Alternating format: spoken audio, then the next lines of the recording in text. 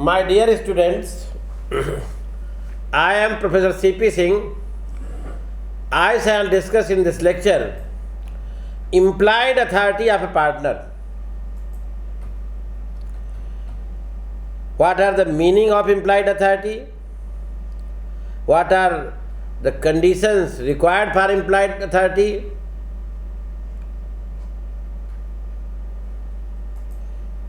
Partner जो है section 18 जो है पार्टनर को फर्म का एजेंट डिक्लेयर करती है। इस नाते जो है क्योंकि उसके एक्ट फर्म के एक्ट होते हैं,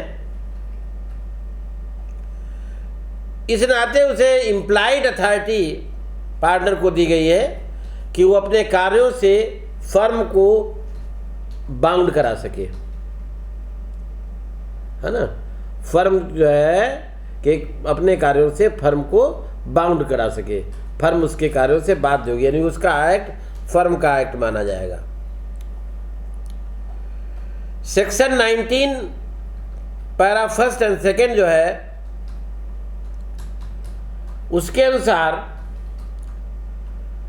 subject to the provision of section 22 the act of a partner which is done in carry on in the usual way business of the kind carried on by the firm binds the firm. The authority of a partner is bind the firm conferred by this section is called his implied authority. Firm को आबद्ध करने या bound करने का partner का जो right है उसकी इम्प्लाइड अथॉरिटी कहलाता है। यानी जिस अथॉरिटी के अधीन फर्म पार्टनर के एक्ट फर्म पर बाइंडिंग होते हैं अथवा पार्टनर के कार्य के लिए फर्म लायबिल होती है उसे ही पार्टनर की इम्प्लाइड अथॉरिटी कहते हैं। बात कुछ क्लियर हुई कि फर्म को बाउंड करने का जो पार्टनर का राइट है वही उसकी इम्प्लाइड अथॉरिटी है। या ये कह सकते हैं जिस अथॉरिटी के अधीन जो है पार्टनर के एक्ट के लिए फर्म बाउंड होती है वो पार्टनर इम्प्लाइड अथॉरिटी है। या ये कह सकते हैं पार्टनर के एक्ट के लिए फर्म लायबिल होती है और जो है इसे ही जो है पार्टनर की इम्प्लाइड अथॉरिटी कहते हैं। अब जो हम सेक्शन की लैंग्वेज पढ़ें उसके अनुसार जो है कुछ कंडीशंस हैं। The act of partner must be of such nature which is common in type of business carried on by the firm. कहने का मतलब है the act must relate to normal business of the firm. Second है the act must be done in the usual way. Third है the act must be done in the name of the firm. हाँ, पहला क्या है business of the firm kind carried on by the firm. Section 19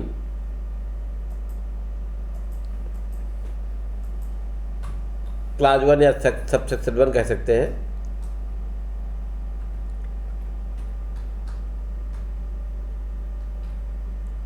उसी किस्म के कारोबार के अनुक्रम में business of the firm kind carried on by the firm, यानी कोई फर्म का पार्टनर जो है पार्टनर के एक्ट के लिए कोई फर्म तभी लायबिल होगी जब वह कार्य पार्टनर द्वारा उसी किस्म के कारोबार संचालन में किया गया है जिस किस्म का कारोबार फर्म करती है। कहने का मतलब है जिस तरीके का फर्म कारोबार करती है उसी तरीके का सामान खरीद जो है परचेज किया गया हो। जैसे ये जो है घड़ी बनाने वाली फर्म है तो घड़ी और घड़ी के पार्ट से रिलेटेड जो भी उसके लिए तो लायबिल होगी पार्टनर के एक्ट के लिए, लेकिन वो मेकअप का सामान यदि खरीदता है तो फर्म जो है लायबिल नहीं होगी।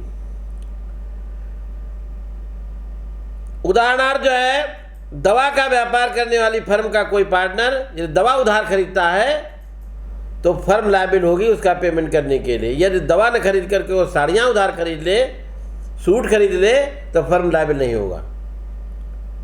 क्यों? कि जैसा फर्म कारोबार कर रही है वैसा जो है कार्य फर्म द्वारा नहीं किया, वो चीज़ नहीं खरीदी गई है। मेन वर्सेस डार्सी 1968 के केस में आलू का क्रय विक्रय करने वाली फर्म के एक मैनेजिंग पार्टनर ने प्लेंटिफ के साथ ज्वाइंटली जो है पोटैटो या आलू परचेज करके प्रॉफिट पर बेचने की संविदा की थी। बताइए, ये माना जाएगा? माना जाएगा। जस्टिस मेगारी ने फर्म के भागीदार के इस एक्ट को जो है फर्म का एक्ट बनाया, इम्प्लाइड अथॉरिटी के अंतर्गत माना, क्योंकि आलू का क्रय विक्रय करने वाली फर्म ही थी और उसके मैनेजिंग पार्टनर ने जो कॉन्ट्रैक्ट किया था आलू खरीद करके प्रॉफिट पर बेचने का कॉन्ट्रैक्ट किया था, इसलिए जो है उसी किस्म का कारोबार था जैसा कि फर्म कर रही थी, वैसा ये एक्ट पार्टनर द्वारा।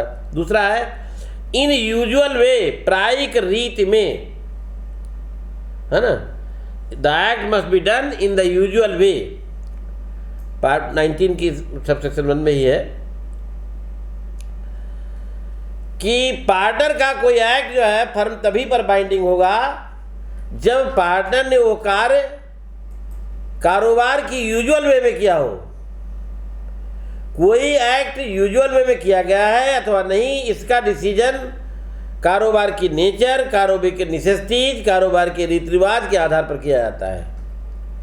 कोर्ट वर्सेस बर्लिन पुराना केस है कि केस में एक एक्टिव पार्टनर ने फर्म का ऋण वसूल करने के लिए वकील नियुक्त किया। ये पार्टनर का एक्ट प्रायिक रीति में यूजुअल वे माना गया, सभी पार्टनर वकील की फीस तथा वाद के खर्चे, मुकदमे के खर्चे देने के लिए लायबिल ठहराए गए, क्योंकि जब ऋण वसूलना है तो वकील की जरूरत तो पड़ेगी, पड़ ही सकती है। ये यूजुअल वे में था। इसी तरीके से टॉमलिसन ब्रॉड स्मिथ के केस में 18 पे भी पुराना केस है 1896 का।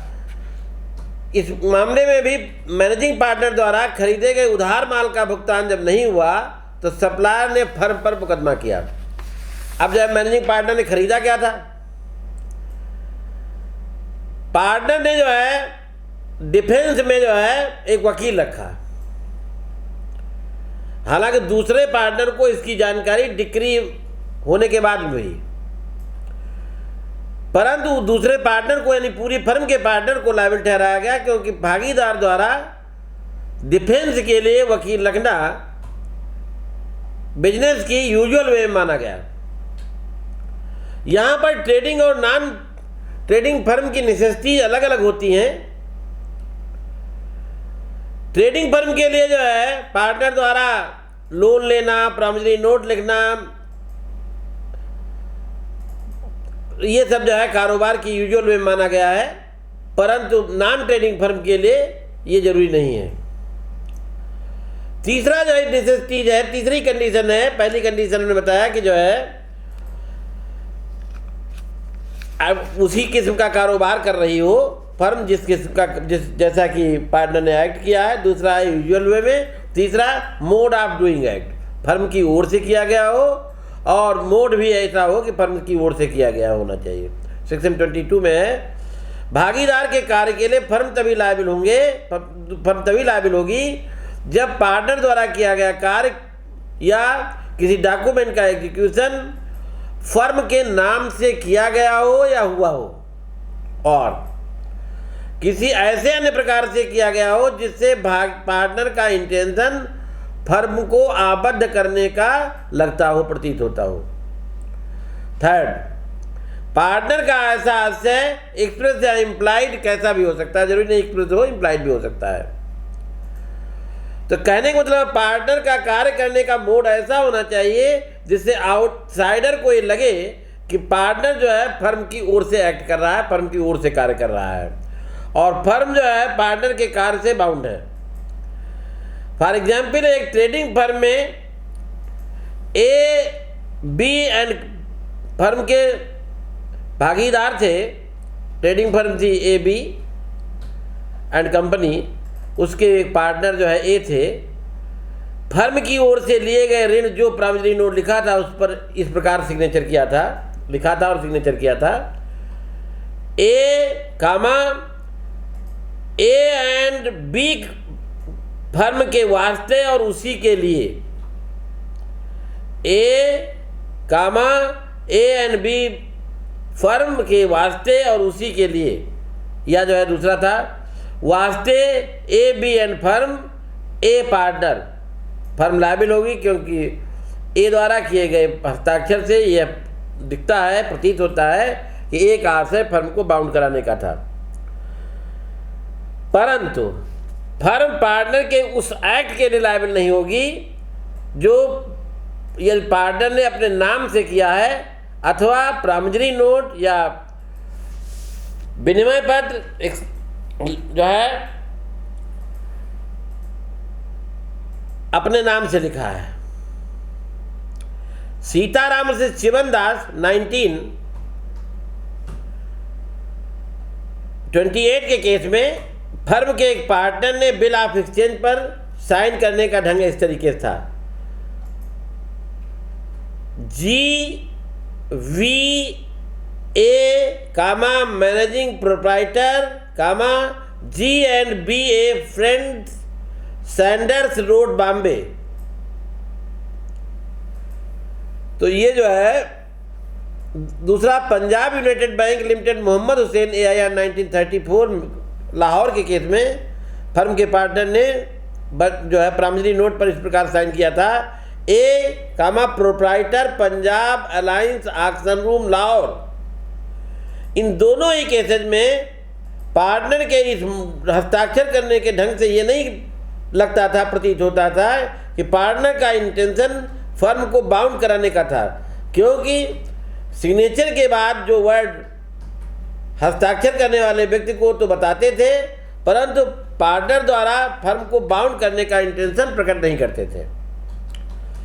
एम राजगोपाल वर्सेस KS इमाम अली के केस में फर्म जो है एक फर्म के पार्टनर के कार्य के लिए इसलिए लायबिल नहीं ठहराया गया फर्म को, क्योंकि पार्टनर ने स्वयं को फर्म का एकमात्र ओनर, मालिक, मैनेजर बताया था, कहा सब कुछ हम ही हैं, तो फर्म किस बात की।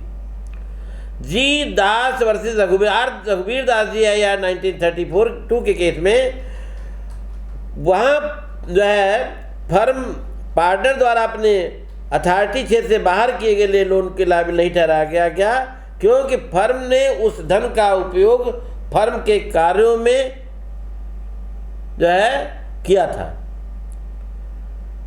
मतलब चूंकि फर्म के कार्यों में जो लोन लिया गया था वो फर्म में ही यूज कर लिया गया, इसलिए जो है अधिकार क्षेत्र से बाहर नहीं माना गया, अंदर मान लिया गया। कुछ जो है इसके इलस्ट्रेशन हैं जो उसके माने जाते हैं। हायरिंग ऑफ गुड्स,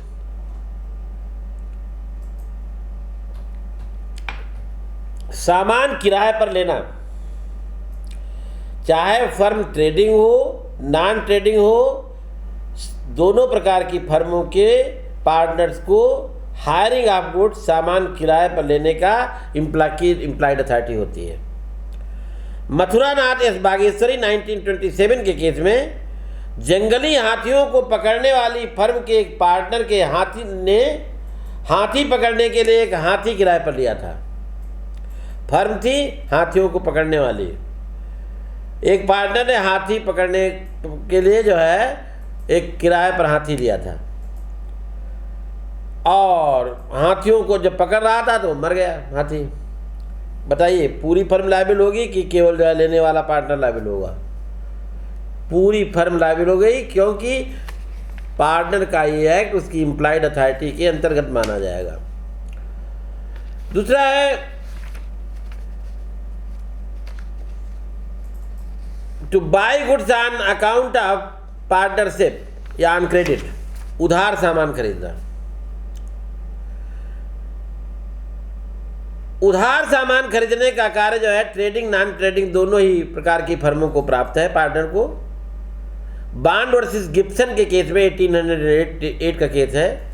घुड़साज का बिजनेस करने वाली फर्म के एक पार्टनर ने लगाम में यूज होने वाले मुंहबंद को की फर्म की ओर से उधार खरीदा था। बताइए इम्प्लाइड अथॉरिटी में है, घुड़साज का काम कर रही है तो लगाम के लिए जरूरी चीज़ तो खरीदेंगे। तो ये माना गया कि ये जो है उसने हालांकि कारोबार में वो नहीं लगाया, गिरवी रख दिया था, फिर भी माना गया कि वो इम्प्लाइड अथॉरिटी के अंतर्गत था, सारे पार्टनर उसके लिए लायबिल होंगे। टू बारो मनी, ये राइट केवल ट्रेडिंग फर्म के पार्टनर को प्राप्त है, नॉन ट्रेडिंग फर्म के पार्टनर को ये प्राप्त नहीं है। नॉन ट्रेडिंग फर्म के पार्टनर द्वारा लिया गया लोन पार्टनर की इम्प्लाइड अथॉरिटी के अंतर्गत नहीं आएगा। इसका मतलब है जो लोन लेगा वही लायबिल होगा, पार्टनर उस लोन के लिए लायबिल नहीं होगी। क्रय विक्रय का कार्य करने वाली जो फर्म होती हैं वो नॉन ट्रेडिंग फर्म कहलाती हैं। उदाहरणार्थ वकीलों की फर्म तथा नीलामी का काम करने वाली फर्में जो है ये क्या है, नॉन ट्रेडिंग फर्म है। व्हिटले वर्सेस स्मिथर्स 1907 के केस में नीलामी का काम करने वाले एक फर्म के पार्टनर ने फर्म के नाम से लोन लिया और बिल ऑफ एक्सचेंज लिख दिया। ये जो है क्योंकि नॉन ट्रेडिंग फर्म थी उसको ये राइट नहीं था, इसलिए वैलिड नहीं होगा। क्योंकि नीलामी करने वाली फर्म नॉन ट्रेडिंग फर्म होती है और नॉन ट्रेडिंग फर्म के पार्टनर द्वारा लिया गया लोन इम्प्लाइड अथॉरिटी के नहीं आता। इसी प्रकार वकीलों की फर्म का कोई पार्टनर फर्म के नाम से 5 लाख रुपया उधार लेता है तो फर्म के दूसरे पार्टनर लायबिल नहीं होगा, वकील ही लायबिल होगा। थर्ड नेक्स्ट है कि इन हिगिंस वर्सेस ब्यूकैम 1914 के केस में सिनेमा हॉल चलाने वाली फर्म के एक पार्टनर में से एक पार्टनर फर्म के कारोबार में जो पार्टिसिपेट नहीं करता था, सिनेमा हॉल चलाने वाली फर्म थी, एक पार्टनर एक्टिव पार्टनर नहीं था, स्लीपिंग पार्टनर था, और उसने जो है ऋण लेना, उसमें डीड में लिखा हुआ था किसी पार्टनर से को ऋण लेने का अधिकार नहीं, लोन लेने का अधिकार नहीं है। इसके बावजूद जो सक्रिय भागीदार था, एक्टिव पार्टनर था, उसने जो मैनेजिंग पार्टनर भी था उसने लोन ले लिया और अपने निजी कामों में खर्च किया। बताइए ये इम्प्लाइड अथॉरिटी के अंतर्गत नहीं माना जाएगा। नेक्स्ट है टू मेक, ड्रा और एक्सेप्ट द निगोशिएबल इंस्ट्रूमेंट। ये ट्रेडिंग फर्म के पार्टनर फर्म की ओर से bill of exchange, promissory note लिख सकते हैं और उनका ये एक्ट इम्प्लाइड अथॉरिटी के अंतर्गत होता है, पर नॉन जो है ट्रेडिंग फर्म के पार्टनर को निगोशिएबल इंस्ट्रूमेंट जारी करने का अधिकार नहीं माना गया है। राघव वीरावर से श्रीमती पद्मावती AIR 1968 के केस में इंजीनियरिंग ठेकेदारी का काम करने वाली एक फर्म के पार्टनर में से कोई पार्टनर फर्म की ओर से लेने के लिए अधिकृत नहीं था। एक पार्टनर द्वारा 50,000 रुपया उधार लेकर फर्म की ओर से वचन पत्र जारी किया। डिसाइड हुआ कि भागीदार द्वारा वचन पत्र जारी करने का कार्य पार्टनर की जो है इम्प्लाइड अथॉरिटी के अधीन नहीं आता था, इसलिए फर्म लायबिल नहीं होगी। व्हिटले वर्सेस स्मिथर्स के केस में नीलामी का कार्य करने वाली फर्म के पार्टनर द्वारा बिल ऑफ एक्सचेंज जारी करने का कार्य इम्प्लाइड अथॉरिटी के बाहर माना गया। VP Narasimhalu Shetty versus Krishnamurthy AIR 1986 के केस में ऐसा पार्टनर जिसने वचन पत्र जारी किया है भुगतान के लिए इनकार नहीं कर सकता।